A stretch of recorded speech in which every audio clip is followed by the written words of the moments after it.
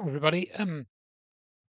Just to update you on a recent interview I was in, and this was on the Stu Peters show, and I just got an invite from his producer about a week before 9/11, and this was quite interesting. I've watched Stu Peters a few times and watched his videos, and he's a former bounty hunter apparently, and he struck me as a little bit of an Alex Jones type character, but maybe he's got a bit more integrity than Alex Jones. Maybe he's got a lot more integrity because he really did go to town on this production for this video, or his team did. So I was quite pleased about that.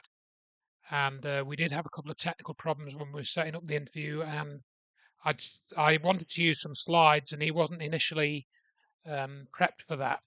So he was kind enough to let me send them over, and then we had a little break and we ran through some slides, as you'll see if you watch the video, and you'll see the link in the description here, of course.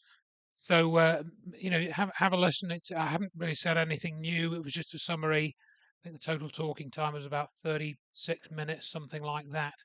But what was really quite comical to me was that, and I didn't realise this, um, after the talk with me, he had two other guys on, one of whom was called Buzz Patterson, who you see here. And I went and looked at his LinkedIn and stuff because I'd never heard of this guy. Apparently, this guy who was a former military aide to President Clinton, I think, or something. I forget where it says here, or it's all down here, I think. You can look at his LinkedIn. I'll leave the link in the description as well. Let's see. Sort of ex-military guy. He's gone on to do talk shows and things. Um, Senior military Air Force aide to President of the United States. So, he was on after me, basically agreeing with the official story of 9/11 and, you know, just pointing out a few anomalies according to him, but basically going along with the whole official story. And then after that, you'll see this other military guy, Colonel Robert Manus. You can listen to their interviews if you want, but it's just mainstream stuff, really. So it was interesting that uh, Stu Peters had us on. I mean, again, I had no clue that these two other guys were going to be on after me, and it's just quite comical to me that you know I would be on the same program as some of these high up military brass, and I'm just this guy from Yorkshire with a website, etc. It's just another indication of the sort of crazy times we live in to me, and the clown world. But Stu Peters did have Richard Gage on, and he pointed out that in the broadcast. I didn't really go into that much, but have a listen.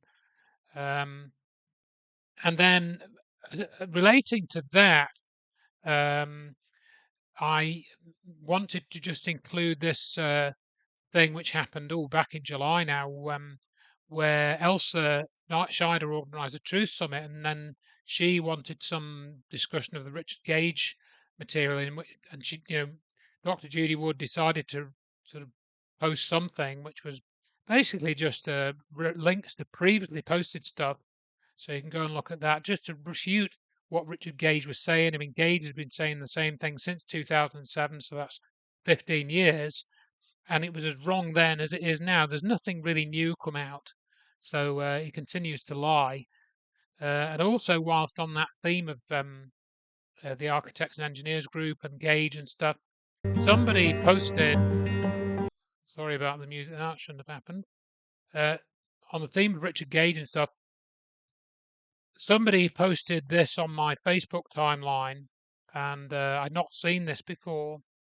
And you can see it's a 9/11 Truth. It's a video. Dylan Avery, who made the Loose Change videos all those years ago in 2004 and 2005.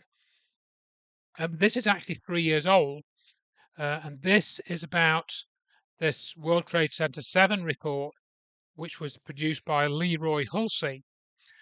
And so I had to, send a note to the person that posted that on my Facebook profile about this Hulsey report, which I wrote up. Oh, now we're looking what, 4 years ago?